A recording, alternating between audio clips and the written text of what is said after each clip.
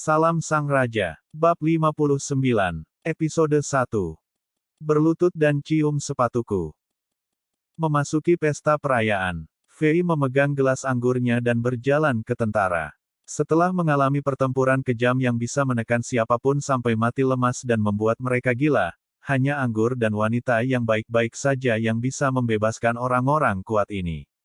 Pers dan Drogba tertawa ketika mereka minum dengan mangkuk perak seukuran wastafel dapur. Tawa liar dan tanpa hambatan menggema di lapangan. 23 orang kuat termasuk Oleg mengikuti Fei dan menyelinap ke dinding pertahanan dan menyerang musuh seperti regu kematian. Kecuali Breno yang telah mengorbankan dirinya di jembatan, meskipun 22 orang kuat lainnya semuanya terluka parah, mereka masih hidup. Bertempur bersama Raja telah membangun persahabatan khusus antara orang-orang seperti besi. Di sisi utara alun-alun, orang-orang berkumpul dan duduk di atas meja-meja batu dan meneguk anggur. Beberapa dari mereka bergulat setengah telanjang di samping, beberapa bergelut di atas meja dan yang lain menari dengan gadis-gadis yang ceria. Bahkan Oleg yang tidak disukai oleh semua prajurit telah mendapatkan banyak hormat dari orang-orang setelah misi mematikan ini. Tepuk tangan. Untuk saudara-saudara kita. Fei mengangkat gelas anggurnya dan mengusulkan bersulang. Untuk saudara kita. Salam Raja. Cheer. Para prajurit bersorak saat mereka juga mengangkat gelas dan mangkuk mereka. Kedatangan Raja Alexander membuat mereka merasa sangat tersanjung. Gelas anggur kedua ini bersulang untuk pahlawan kita, Breno. Fei menuangkan anggur di gelasnya ke tanah dan berkata, orang tuanya akan menjadi orang tua kita, dan putranya akan menjadi anak kita semua. Keluarga Breno akan didukung oleh keluarga kerajaan Chambord sampai putranya menjadi lelaki pemberani dan kuat seperti ayahnya. Untuk pahlawan kita, Breno. Para prajurit menuangkan anggur di tangan mereka ke tanah dalam diam. Pada saat ini, di mata banyak prajurit yang mabuk seolah-olah mereka telah melihat sosok yang hatinya ditembus, tetapi masih menyeret 3 musuh dari jembatan sambil berteriak. Salam Raja. Dalam kegelapan, bintang dipenuhi langit. Breno adalah seorang pahlawan. Dia adalah seorang kawan. Dan dia juga seorang teman. Gelas anggur ketiga adalah roti bakar untuk rekan-rekan pahlawan kita, Breno. Roti bakar untuk 22 prajurit besar Chambord, Pers, Drogba, O'Neill, Essien, Balek. Fei mengatakan nama orang kuat itu satu persatu. Setiap kali dia mengumumkan nama, orang banyak akan bersorak dan bertepuk tangan. Orang yang namanya disebut gemetar kegirangan. Semoga Dewa Perang memberkatimu, para pejuangku. Nama kamu akan diingat bersama dengan Chambord. Sekarang, atas nama Raja Alexander, aku akan memberimu kehormatan. Baju besi dan senjata yang kalian gunakan selama pertempuran akan dikembalikan kepadamu setelah mereka diperbaiki oleh pandai besi terbaik di kastil. Suara Fei seperti api unggun yang terbakar dan membakar darah setiap prajurit. Setelah melihat ekspresi orang kuat yang luar biasa dan bersemangat, Fei mengangkat gelas anggurnya yang penuh anggur ke udara dan mengucapkan selamat. Ya, prajuritku, seperti yang kau inginkan, ini adalah barang paling berharga di keluarga kerajaan, dan mereka akan secara permanen diberikan kepada kalian. Karena mereka adalah medali yang mewakili keberanian dan keterampilan kamu. 23 set baju besi dan senjata adalah harta yang dikumpulkan Raja Tua sepanjang hidupnya. Meskipun mereka bukan item sihir dan senjata terkenal, di kerajaan berafiliasi level 6 dari Kekaisaran tingkat 1, mereka tidak ternilai harganya. Untuk seorang perwira seperti Oleg, jika dia menabung seluruh hidupnya seumur hidup, dia masih tidak akan bisa mendapatkan satu set lengkap baju besi dan senjata. Jadi tepat setelah Fei berhenti berbicara, para prajurit mulai bersorak liar. Raja jelas terhadap siapa yang pantas menerima ganjaran dan hukuman, terutama bagi mereka yang menunjukkan kesetiaan dan mempertaruhkan hidup mereka.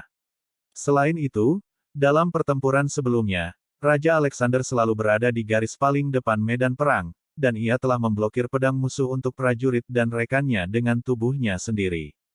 Serangkaian perilaku telah meningkatkan pengaruh Fei di militer ke tingkat yang tak tertandingi. Penghargaan baik Raja telah mendorong pesta perayaan ke puncaknya. Aroma anggur yang memabukkan menyebar ke udara. Fei terinspirasi dan bahkan melepas jubah Raja mewahnya sendiri dan mengenakan baju besi tipis.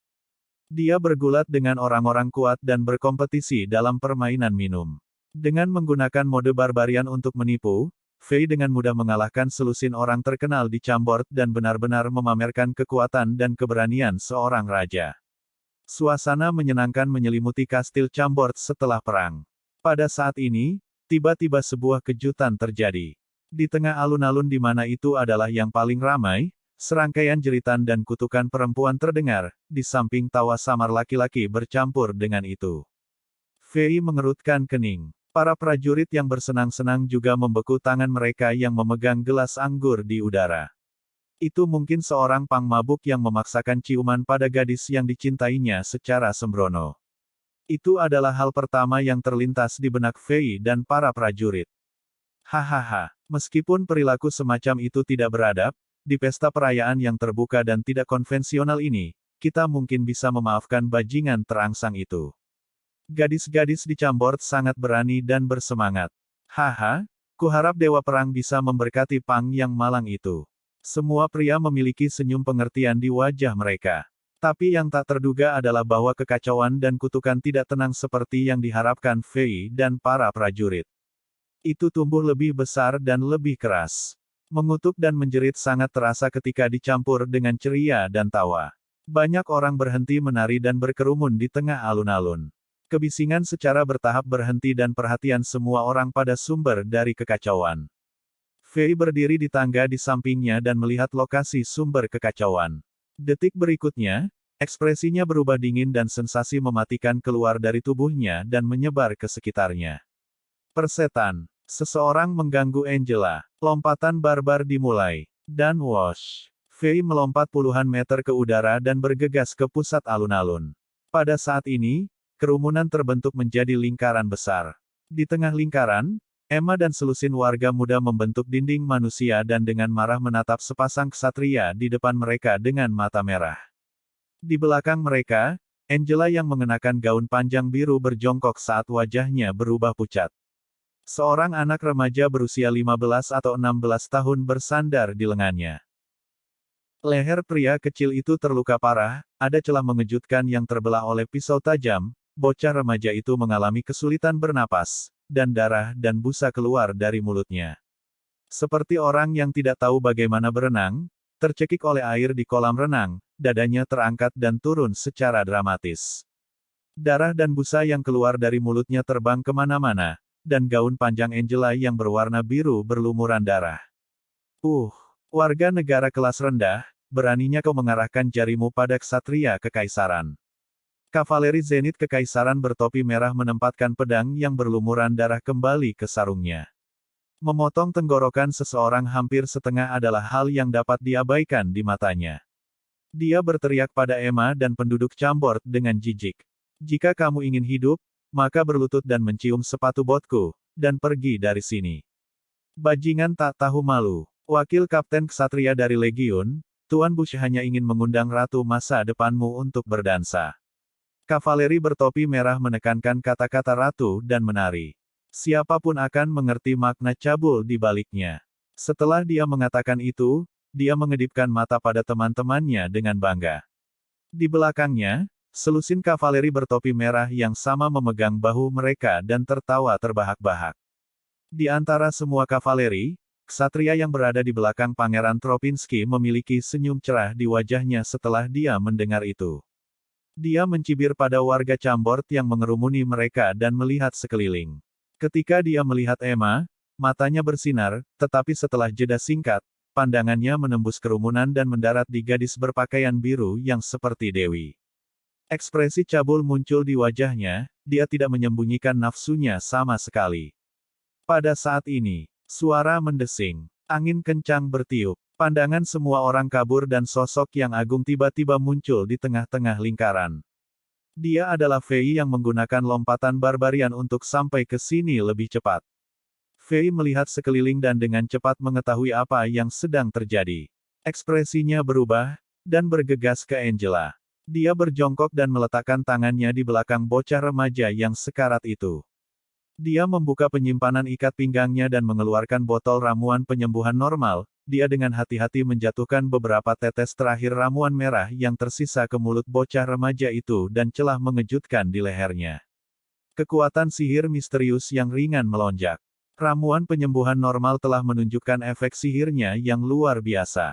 Dengan cepat, luka bocah remaja itu pulih dengan kecepatan yang terlihat. Itu membentuk bekas luka hanya dalam beberapa detik dan bekas luka itu segera menyusut dan menghilang. Dia berhenti menyemburkan darah dari mulutnya dan gerakan dadanya yang dramatis juga menjadi tenang. Napasnya kembali normal dan sadar kembali dan membuka matanya perlahan. Fei merasa lega setelah melihat itu.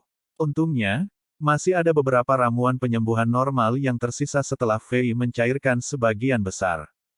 Fei menyisakan sedikit untuk keadaan darurat. Dia tidak berharap bahwa itu akan digunakan pada saat yang sangat penting. Jika tidak, bocah remaja ini mungkin akan menjadi mayat yang dingin sekarang. Setelah melihat Raja melakukan mukjizat lain dengan menyelamatkan nyawa bocah remaja itu secara ajaib, warga sekitar Chambord tidak bisa tidak bersorak. Angela, katakan padaku apa yang terjadi. Fei menyerahkan anak itu kepada salah satu tentara untuk diurus. Dia melihat kavaleri kekaisaran yang tertawa keras dengan bangga dengan sikap memprovokasi, kemudian berbalik dan bertanya. Dengan ekspresi marah menutupi wajahnya yang polos, dia dengan erat memegang tangan Fei dan kemudian berbisik ke telinga Fei. Fei menjadi lebih marah saat dia mendengarkan. Amarah yang tak terhentikan membakar hatinya dan ekspresinya sedingin es. Sensasi pembunuhan yang tajam tanpa sadar menyebar dari tubuhnya. Ternyata kavaleri kotor ini berpura-pura mabuk dan mulai menyentuh gadis-gadis di samping Angela dan Emma. Pada awalnya, gadis-gadis ini sedikit menoleransi karena kavaleri berasal dari orang tua mereka Kekaisaran Zenith. Siapa yang tahu bahwa kavaleri tidak pernah puas, beberapa kavaleri yang berani bahkan ingin menyentuh Angela dan mendesaknya untuk menemani Kapten Ksatria mereka Bush untuk minum dan menari bersamanya. Tingkah laku mereka yang ceroboh dan kasar membuat marah warga muda Chambord. Bagaimana para pemuda yang energi ini membiarkan tunangan Raja Great Alexander dihina, mereka berjalan dan menegur kavaleri. Kedua belah pihak mulai saling mendorong, tetapi salah satu kavaleri Zenith menarik pedangnya dan memotong leher pemuda yang berdiri di depan. Fei mendengarkan dengan sabar saat Angela menceritakan seluruh kisahnya. Dia mengetuk bahu tunangannya dengan lembut untuk menyuruhnya bersantai. Dia kemudian berjalan, memisahkan tembok manusia yang dibentuk oleh Emma dan para pemuda lainnya dan berdiri di bagian paling depan keributan. Oh, kamu adalah Raja Alexander itu, kan? Kapten Ksatria Bush berada di pusat semua kavaleri. Dia seperti bulan yang dikelilingi oleh sekelompok bintang. Dia mengepalkan tinjunya dan menyilangkan tangan dan berjalan beberapa langkah. Setelah dia mengamati Fei dengan sikapnya yang angkuh, dia berkata dengan ringan, "Yang mulia. Aku sangat tidak puas dengan cara Chambord memperlakukan tamu-tamunya. Lihat, orang-orangku hanya ingin mengundang sang ratu ke pesta dansa, tetapi beberapa wargamu menghalangi dan menghina kami tanpa alasan." Sejujurnya, Kapten Ksatria Bush tidak menghormati raja bernama Alexander. Sebaliknya, ia membenci raja kecil yang seperti bukit ini. Kekaisaran Zenith memiliki banyak kerajaan yang berafiliasi. Raja-raja tak berdaya dari kerajaan kecil level 6 memegang posisi lebih rendah daripada navigator rendahan di St. Petersburg di mata Bush. Karena itu, dia tidak menyembunyikan ekspresinya yang menghina dan berkat meskipun suasana hatiku telah terganggu dan kesenanganku dihentikan, jika ratu dapat melakukan tarian meja bundar untuk kita, aku akan memperlakukan ini seolah-olah tidak ada yang terjadi. Setelah dia mengatakan itu, warga sekitar Chambord mulai berteriak dan bersumpah. Di benua Azeroth, tarian meja bundar adalah tarian yang tidak sedap dipandang yang biasa digunakan pelacur paling keji untuk menyenangkan pria. Meminta ratu masa depan untuk melakukan tarian meja bundar adalah penghinaan terbesar sepanjang masa. Kapten Ksatria Bush tidak menghiraukan sumpah serapah dan kemarahan dari kerumunan. Dia tersenyum dengan ekspresi menghina di wajahnya, dan ejekan memenuhi matanya seperti seorang kaisar tinggi yang mengendalikan kehidupan semua orang. Tiba-tiba, dia mengangkat tangannya dan menunjuk ke Emma yang berdiri di belakang Fei dan melanjutkan. Yang mulia, satu hal lagi. Biarkan pelayan pirang kecil kamu datang ke kediaman Legiun dan tidur dengan aku malam ini. Dia seharusnya bersyukur bahwa aku memberinya kehormatan, hahaha.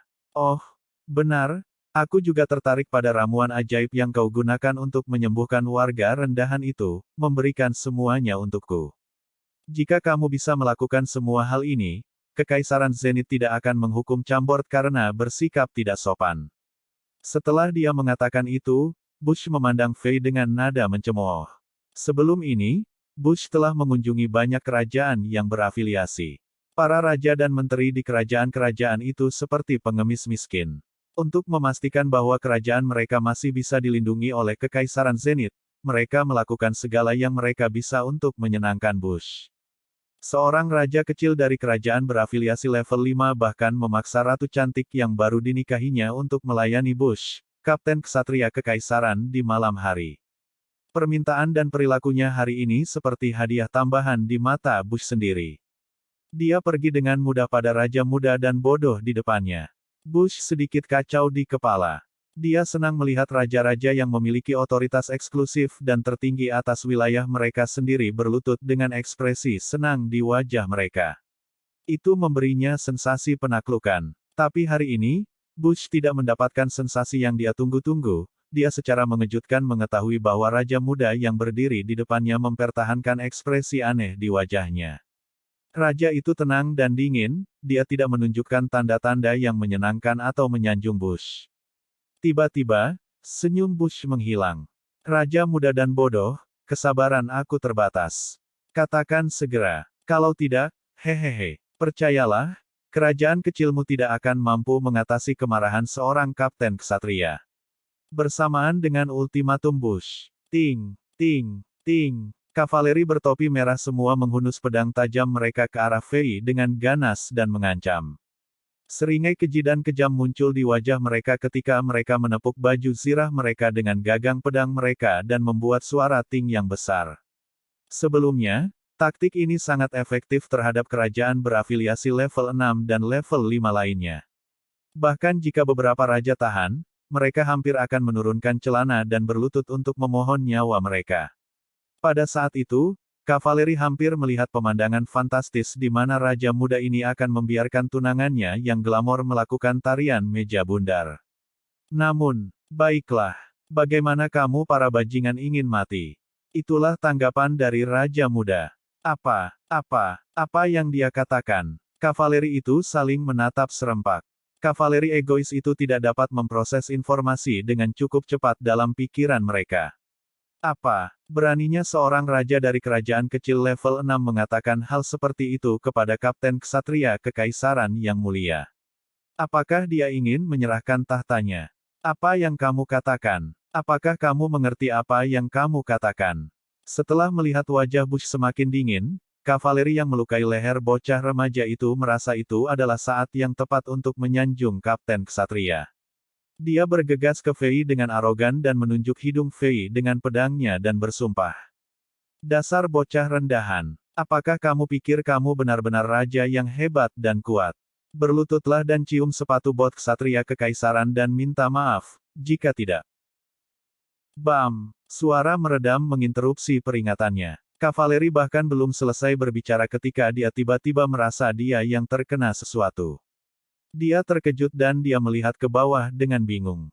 Detik berikutnya, ekspresi yang tak terbayangkan tiba-tiba muncul di wajahnya. Dia ingin berteriak dari teror yang belum pernah terjadi ini, tetapi begitu dia membuka mulutnya, darah menyembur keluar dan dia tidak bisa mengeluarkan suara. Tinju yang berlumuran darah keluar dari punggungnya. Serangkaian suara terengah-engah bisa terdengar. Semua orang melihat bahwa ketika prajurit itu mengatakan omong kosong, Alexander yang pendiam tiba-tiba meninju kavaleri Lansing itu tepat di dada. Itu membuat suara gemeretak yang menakutkan dan renyah, dan kekuatan dahsyat dari barbarian level 12 sepenuhnya diterapkan. Tinju itu langsung menembus tubuh kavaleri dan menampakkan punggungnya. Semua organ dan tulang internal hancur berkeping-keping. Semua orang terkejut. Kekuatan macam apa itu? Bagaimana itu bisa membuat lubang besar pada tubuh manusia dengan kepalan tangan kosong? Yang lebih mengejutkan adalah bahwa Alexander mengguncang lengannya detik berikutnya dan menghancurkan seluruh mayat menjadi daging cincang, potongan-potongan jatuh ke tanah dan membentuk tumpukan. Mendesis. Putaran terengah-engah terdengar. Kapten Ksatria Bush juga dikejutkan oleh adegan berdarah dan mundur beberapa langkah. Kavaleri bertopi merah lainnya bahkan lebih terkejut, ketakutan memenuhi mata mereka. Setelah melihat tumpukan daging cincang yang mengepul, tangan mereka yang memegang pedang mereka mulai gemetar. Sunyi. Bahkan jika seseorang menjatuhkan jarum akan terdengar. Dewa. Raja Alexander membunuh seorang prajurit dari Legiun Kanonisasi Kerajaan Zenith. Adegan mengejutkan pikiran banyak orang. Tapi pada saat yang sama, warga Chambord merasa sangat bersemangat dan senang. Katakanlah bajingan, bagaimana kamu ingin mati? Setelah meledakkan kavaleri Zenith seperti membunuh lalat yang mengganggu, ekspresi Fei masih tidak berubah. Dia mengibaskan tinjunya untuk menyingkirkan darah ketika dia mendekati Bush dan kavaleri lainnya perlahan. Suaranya dingin sekali, tatapannya setajam pedang, dengan niat membunuh di matanya. Dia memandang lawan seolah-olah mereka tumpukan daging busuk yang bahkan anjing liar tidak mau memakannya. Beraninya kau membunuh seorang prajurit kekaisaran. Setelah kejutan awal, Kapten Ksatria Bush menjadi marah. Dia bergetar marah, menunjuk ke arah Fei dan berteriak. Selesai. Kamu sudah selesai. Kamu selesai. Aku menyatakan bahwa mulai dari saat ini, Kerajaan Chambord sekarang adalah musuh Kekaisaran Zenith. Kastil kamu akan dihancurkan. Oh, benarkah? Fei berkata dengan ekspresi meremehkan. Kami musuh sekarang, jadi apa? Apakah Kekaisaran Zenith sehebat itu? Sulit untuk mengatakan apakah Chambord akan dihancurkan atau tidak, tetapi tanpa keraguan, tidak ada dari kalian yang akan keluar dari Chambord hidup-hidup. Setelah dia mengatakan itu, dia berteriak. Di mana Pers dan Brook? Di belakangnya, Pers dan Brook yang akhirnya masuk melalui kerumunan bergegas, setengah berlutut dan menjawab setelah mereka mendengar Raja memanggil. Raja Alexander, perintahmu. Evakuasi penduduk sipil. Kumpulkan pengawal raja. Tutup gerbang dan kunci lalu lintas di kota. Kemudian, kepung kediaman Legiun Kanonisasi dan tunggu perintahku. Siapapun yang berani menolak segera eksekusi di tempat. Ah! Setelah mendengar perintah seperti itu, Brook yang berpengalaman dan bijaksana terkejut. Apakah Yang Mulia berencana untuk memulai perang dengan Kekaisaran Zenith? Bahkan Pers yang berkepala kayu mengalami kesulitan mencerna perintah yang ia dengar.